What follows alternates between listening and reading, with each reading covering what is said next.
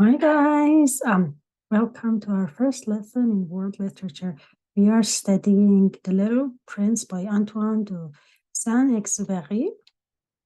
The book was originally written in French and then translated into English and all the other languages of the world.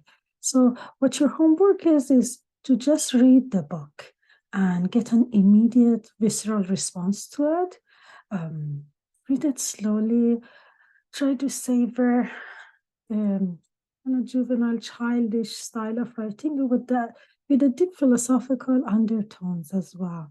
So as you're writing, as you're reading, try to jot down your thoughts. If anything strikes you as interesting, if anything piques your curiosity, mark it, make a note of that.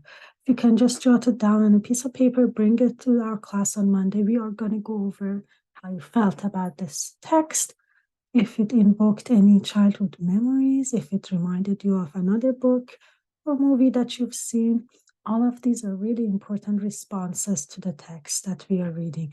I'm just, as promised, I'm going to do a quick overview of the text, and you don't have to write anything. No assignment is due for now. On Monday when we meet, I am going to go over how to write, how to reflect on something that we've read together.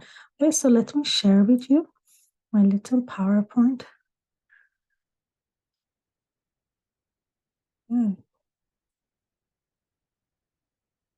So as you know, my email, mehr@yourq.ca. If you have any questions, always welcome to ask.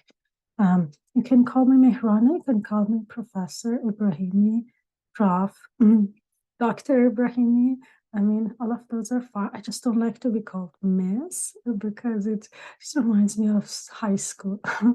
So no Miss, which I got a little bit last time, but that's okay. I'm just letting you know now. So what are the course objectives? We read literature from around the world. We try to think about the text, write clearly on the text, and discuss literature among friends. And all of these will help you improve intellectually, grow intellectually. So today I'm just going to go quickly over the basics and your reflections, but the main reflection discussion is going to be in our class on Monday. And just a reminder, this course has a reduced workload. This course, even in the summer, used to have presentations. You guys are exempt from that. I've tried to give you low stake grades so that if you miss one or if you do poor, please don't miss your little writing assignments because you don't have a major essay, because you don't have a major presentation. So these little paragraphs will add up to make half of your final grade. But if you do poorly, let's say on one, but you have lots of opportunities to catch up, there's 5 of them. So it's easy. Those grades are really easy to get. There's a balance between synchronous and asynchronous classes just to accommodate students who are working and who want to enjoy the summer. So we do have asynchronous classes on Wednesday. It doesn't mean that you're not actively engaged with the course. It's just that means that you do it on your own time. All readings are available for free online. You don't need to purchase anything. And it's as user-friendly as possible. Okay, so The Little Prince.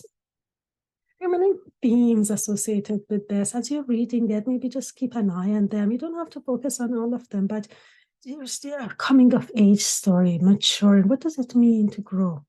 What does it mean to become a grown up?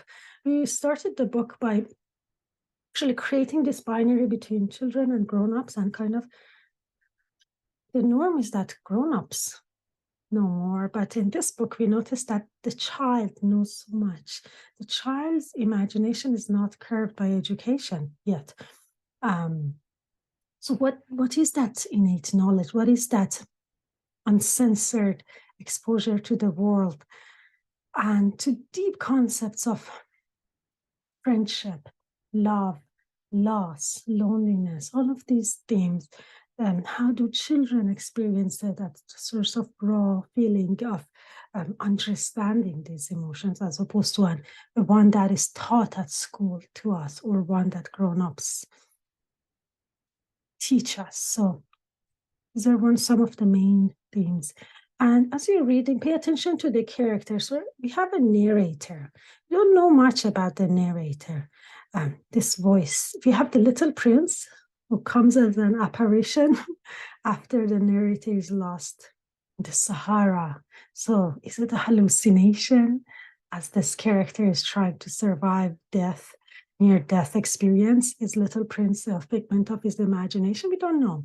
Is it a symbol of his childhood self coming back to life? Like, they say there's a child within and don't lose contact with that child. Is it his child within that's talking to him as he's kind of dying? Because they say near-death experiences kind of bring your whole life back to you before your eyes. So we don't know. We don't know if it's an imagination or if it's just a fictional character, it's a symbolic character. Who is this little prince? This rose that he's tended to on that lonely planet. What is the rose? What does the rose symbolize? As you know, rose is a universal symbol for love, a red rose specifically. But what does it mean in the context of this book? The fox, usually fox are cunning. If you think about a divine comedy, Dante, the fox is a symbol of deception. But here, no, here is a friend, right? How is the fox who is tamed? How is this process of taming? This process of getting used to traditions, getting used to repetition of some event, some sort of performance of friendship, meeting somebody at a certain time, missing them if that time comes and the person doesn't come, that those rituals of friendship and love. It's so explained so simply, so beautifully in this book. So pay attention as you're reading, pay attention to the different characters that pop up. For example, the king who wants people to obey him, but just performance of obedience is enough. And he wants people to clap and say your majesty. So all these characters, they could be representations of different sides of ourselves, of human being, the person who counts the stars and, oh, I own the stars. Why? Because I can count them. If I can't count them, they're mine. So this possessiveness, we are people of possessions. We like to put names and stuff and think that we possess things that are outside of our reach. They're inaccessible. We cannot possess many things in life. So try to think about the surface value and also the symbolic value of these characters that we meet on different planets. And this idea of a journey, as we grow up, we go on journeys. We meet different people. These people are each a planet themselves. They're lonely on their planets mostly. Planets are small. That could be like our worlds, our life, our dilemmas. It could be small and isolating us from other planets. Anyhow, so we talked a little bit about the fact that things could have other meanings, personal meanings. A symbol is something that universally acknowledged by all people over the world. For example, an olive branch is a symbol of peace, but it could mean a different thing to the different person. So this idea of having personal meanings attached to objects, having personal interpretation of text, adding value to it based on our own experiences, all of these things are valued and appreciated. As we see here, for example, boa constriction, which is a very violent act, has been kind of simplified by our narrator here, in order to maybe make something scary manageable, under control. And the idea that we all have an immediate repetitive response to it, and we don't allow our curiosity and our imagination guide us sometimes. And that's a salutary reminder. So when you're reading something new, don't let your preconceived notions of what this is guide you. Just allow yourself to ask questions. Can this mean something else? Can I see something else in it? Of course, obviously, this, as soon as we saw the top image, we think of a hat, obviously, but it could mean something else. kind of reminds me of a camel too. So could mean many things. And this is just an example. And the fact that in life, many things, we don't have an immediate label, name, tag for it. They say labels are for cans. So for works of literature and art, if they are well made, they have many different interpretations associated with them. So this ideal beauty of the rose. In the book we read, there might be millions of roses in the world, but you're my only one, unique rose, because I tended to you, and then I took care of the caterpillars, and your thorns hurt me, but at the same time, I suffered for you, so that makes you special for me. And in life, whatever we work hard for, whatever we suffer for, sometimes it becomes more precious. Although there might be millions of other roses out there, that single one is more precious. That single person that we spend time with is more precious. It is only with the heart that one can see rightly. What is essential is invisible to the eye. And I gave you a quote about the exact opposite, which is that's the beauty and elasticity of literature, that you can have quite contrary approaches to one thing. And here it's about, fox equal cunning, right? Usually. But here we see that even something that has a negative stereotype attached to it can change its meaning, can shift its meaning based on the relationship that we built with it. So we have that ability to shift our perception with regards to the world. And I must endure the presence of a few caterpillars if I wish to become acquainted with the butterfly. Isn't that beautiful? There's so many beautiful quotes in this book that you can even memorize. The idea that, if you want flourishing, if you want flight, if you want to become a butterfly, it's just so beautiful, so colorful, so delicate. The idea of growing from a caterpillar